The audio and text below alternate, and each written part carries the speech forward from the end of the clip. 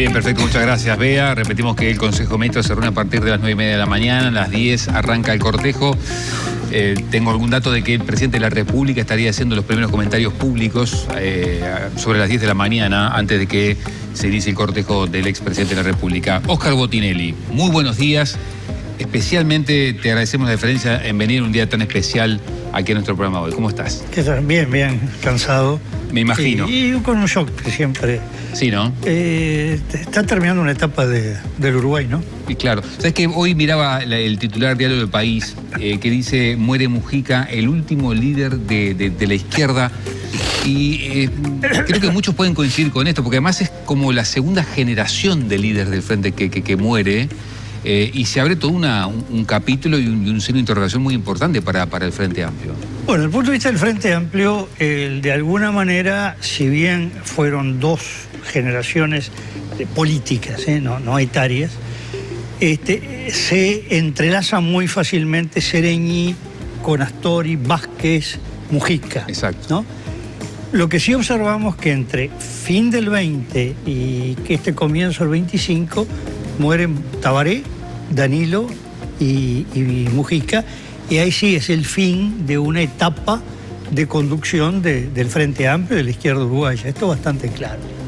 Desde ese punto de vista nos da la impresión que cada vez que hay una muerte de esta significación, siempre queda dudas de qué va a pasar, y a veces se ve algo muy sólido y luego se desarma, y otras veces al revés, se ve una continuidad muy grande.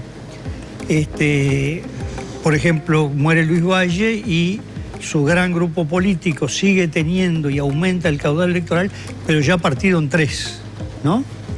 El herrerismo mismo, después de la muerte de Herrera, se divide en dos y luego se diluye hasta que lo reconstruye Luis Alberto Lacalle Herrera, el nieto. Una cosa curiosa que se me ocurrió anoche: el 1 de marzo del 59 asume un gobierno, el primer gobierno blanco después de casi un siglo. El líder, el referente era Herrera, que no integraba el gobierno. El presidente era un colegiado, el consejo era Echegoyen. Y el 8 de abril, a menos de 40 días, muere Herrera. Y ahora el 1 de marzo asume el Delfín de Mujica, llamando Orsi, y a los 2 meses muere Mujica. Se da un paralelismo, hay un paralelo, ¿no? sobre todo teniendo en cuenta que la raíz, el origen político de Mujica, su primera militancia, es el herrerismo. Él estuvo en la secretaría del Ministerio de Industria y Trabajo, se llamaba en aquel momento. Es decir, que su largo recorrido, complejo, controversial, empezó ahí. Lo que deja es una herencia muy bien armada. Ajá. Cosa contradictoria con esa imagen de una cosa media anárquica, media orejana de Mujica y del MPP, y sin embargo ha generado cuadros políticos. Fijémonos en esto: el presidente de la República, que por Uruguay es jovencísimo, menos de 60 años, es un heredero directo de Mujica, llamando Orsi, un producto, ¿sí? Es lo que se forma a posteriori ya de la dictadura. El número 2 de la presidencia es otro heredero de Mujica, Alejandro Pacha Sánchez, de la conducción del aparato, de la estructura del MPP además. Luego queda una generación: tenemos el presidente de la Cámara de Diputados, el senador principal en este momento del oficialismo, Sebastián Valorvir, Daniel Cayani, el comunicador de presidencia Camilo Cejas, que son del núcleo chico formado por Mujica y el mujiquismo, además de otras figuras del MPP, bueno, por ejemplo Charles Carrera, ¿no? La ministra de Transporte, Lucía Echeverri. Deja un elenco muy bien formado. Aquello de que siempre decía Mujica, ¿no? Que la principal tarea de un dirigente es que dejar una barra que lo supere con amplitud. ¿Crees que eso lo cumplió? No sé si lo supera, por lo menos que eso lo verá el tiempo. Lo que queda claro es que dejó armado un legado, pero además no es casual. Hubo una preocupación de organizar una estructura muy sólida, con gente que se dedicó a formar. Él y su grupo, ¿no? Entonces, en ese sentido, el legado político Mujica, del punto de vista de estructura política, parecería ser bastante sólido. El tiempo lo dirá. Y además, y además tiene la prueba del gobierno, es decir, se quedan sin Mujica. Sí hay una figura que queda ahí como una reserva, que es Lucio Topolansky, que está más allá del bien y del mal en todo el esquema de la 609, del MPP, y que puede cumplir un rol cuando vengan algunos chisporroteos, ¿no? Perdona que te... No, le iba a consultar, si bien puede haber una barra armada que tome el legado, es difícil encontrar a Mujica en esos perfiles. Va a ser muy difícil encontrar a alguien con toda esa cantidad de características, un hombre donde lo político y lo personal se abraza de una manera muy particular. Los liderazgos, caudillismos, como se llame, son intransferibles. Lo que se puede transferir es un ideario, una forma de pensar, una forma de hacer política y una organización. Pero lo que es la impronta de la persona es absolutamente intransferible. Esto es urbi et orbi, no es un tema solo este caso. Y Mujica además es un personaje muy peculiar, ¿no? Con un pensamiento, con elementos contradictorios importantes, con una forma de hablar además que a veces era confusa y otras deliberadamente confusa. Sí, claro. ¿No? Es decir, un provocador. Bueno, sí, no era un hombre cartesiano. Es verdad que en el mano a mano privado era mucho más fluido, más fácil hablar con él. Un veterano pícaro, ¿se lo podría decir así? Sí. Muy inteligente, nada era al azar. Tenía una cosa media de paisano pícaro, ¿no? Muy inteligente, nada era al azar en la comunicación de Mujica. Parecía nada. Campechana, pero que era muy pensada estratégicamente. Sí, yo Mujica lo conocí, creo que fue al principio del 87. Yo estaba justo a punto de retirarme de la actividad política. Participo en un acto sobre el tema de la ley de caducidad en el Platense, y antes que yo habla Mujica. Y yo estaba con Jorge Luis Orstein, que fue fundador de la licenciatura en Ciencia de la Comunicación de la Universidad de la República, y justamente miraba mucho el tema comunicacional, y habla Mujica y sorprende. Pues, los discursos eran todos aburridos, todo el mundo decía lo mismo, no había nada original, no había nadie a quien convencer, pues todos los que habían ido estaban más que convencidos. Y Mujica empieza en ese estilo, nada pulido como llegó después, pero empezó a llamar la atención los gestos, el moverse, los silencios. Y me acuerdo que Orstein dice, qué calidad actoral que tiene, dice, qué descubrimiento. Y en ese momento, ¿no? Y después empieza a aparecer el personaje. Fíjense que el mujiquismo, o la figura Mujica primero, el mujiquismo lleva mucho tiempo de construcción. Sí. En el 89, cuando se forma el Centro de Participación Popular, él no es candidato. Él es candidato por primera vez en el 94, Fernández Huidobro al Senado como suplente de Elío Sartú y Mujica de diputado. Y por ahí empieza la construcción de la figura. Incluso había cosas elaboradas cuando llega en la moto al Palacio Legislativo y nadie sabe si es ¿a qué iba? Real. No, si la anécdota es real, o como se dice, se non è vero, event trovato, que un policía le dice, no, ahí no puede estacionar, ¿cuánto se va a quedar? Y dice, bueno, si me dejan los 5 años. No, y le dijo, es solo para diputados. Y le dijo, soy diputado. Sí, no, digo, eso es juego que nadie sabe, pero queda maravilloso. Y él empieza la construcción de una figura. Una figura, perdóname, Oscar, orejana, porque yo recuerdo, siendo diputado, fue de los pocos, si no el único, tú me corregirás, que rechaza o se pone en contra de una aquella reforma constitucional, y él queda solo en el ámbito político y parlamentario. No recuerdo la anécdota de... Sí, él queda solo y eso además le empieza a dar mucho más prestigio dentro del MPP y empieza a establecer su figura como líder político. Sí, él por ejemplo, él recorría el país. Y bueno, muchos medios de comunicación no eran nada afectos a la figura Mujica. Y no tenía más remedio que invitarlo.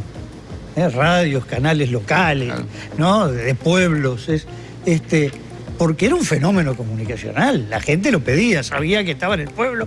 A ver, que van a entrevistar a Mujica, ¿no? Es decir, había demanda. tenía, donde estaba Mujica era récord de rating, ¿no? Era la noticia del pueblo, además. Entonces, eso fue generando una figura y siempre tenía alguna salida original en cada lugar que tenía que ver con ese lugar, o con un personaje, o con una anécdota, o con algo que había ocurrido en el siglo anterior.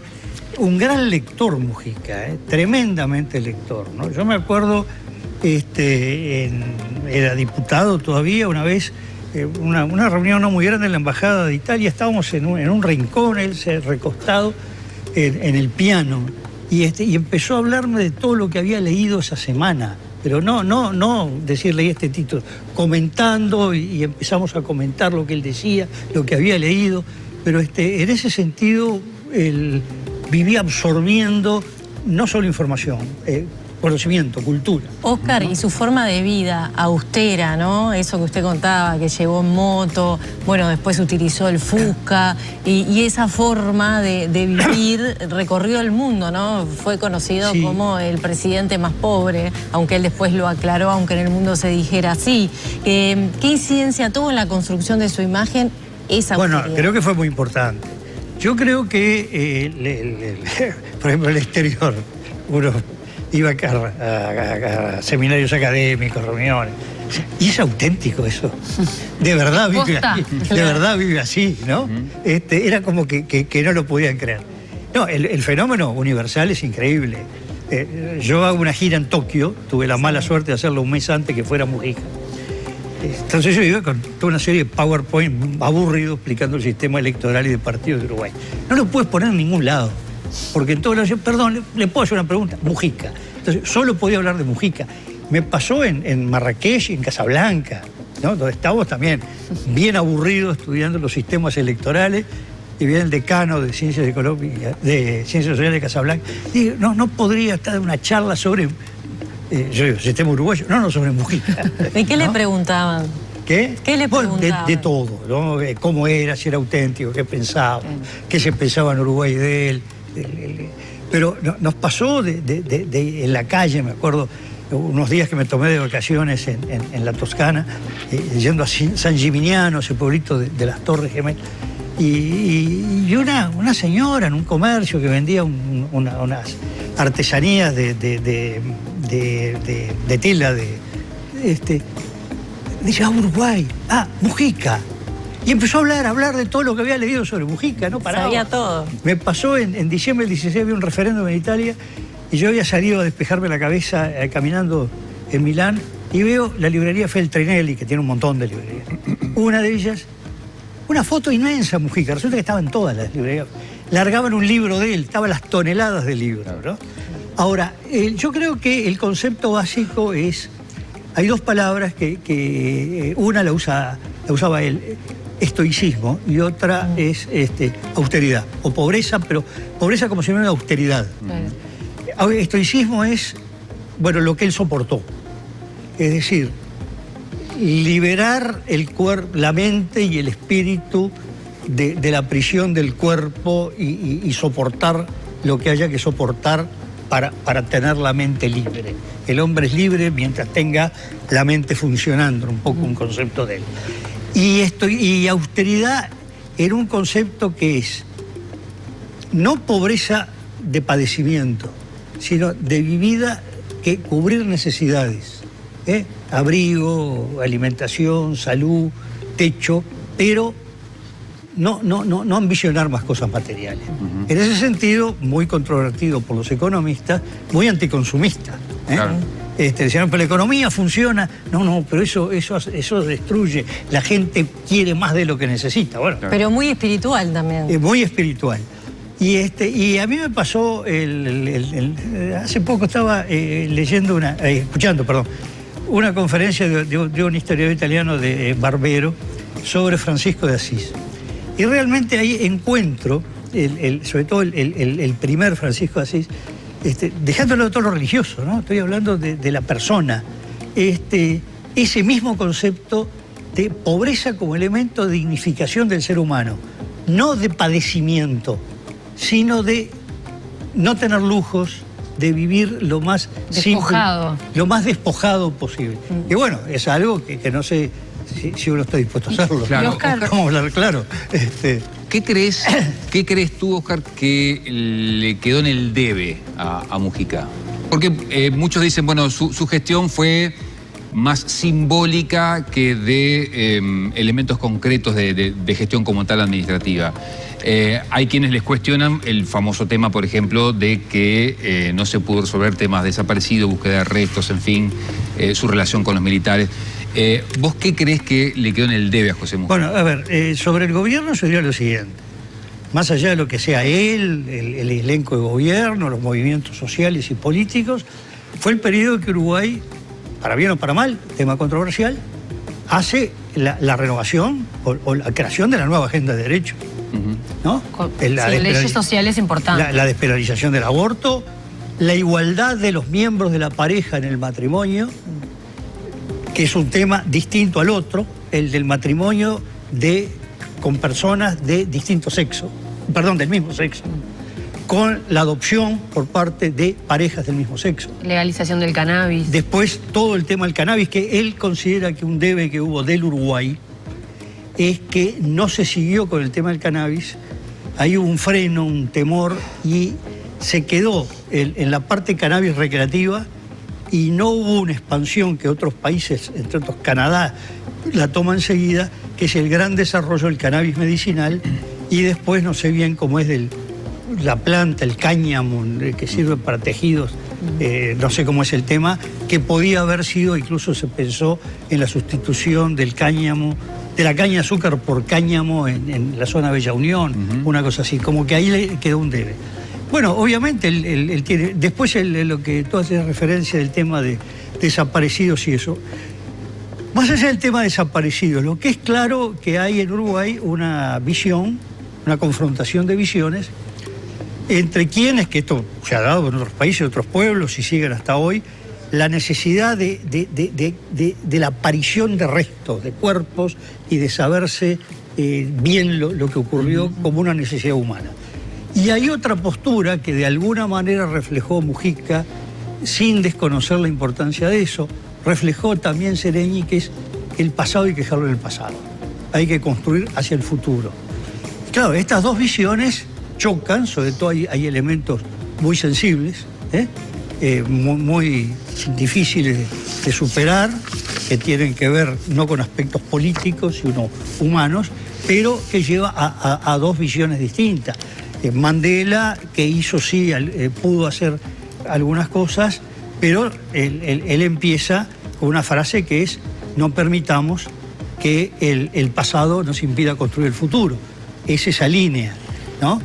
Una de las últimas intervenciones de Mujica precisamente fue algunas lecturas que hizo sobre el tema, llamémosle, de derechos humanos, o lo que pasó, que resultaron muy polémicas y que molestó mucho a los sectores militantes de desaparecidos, de la marcha del silencio, para decirlo de una forma más abarcativa. Bueno, hay muchas cosas polémicas también.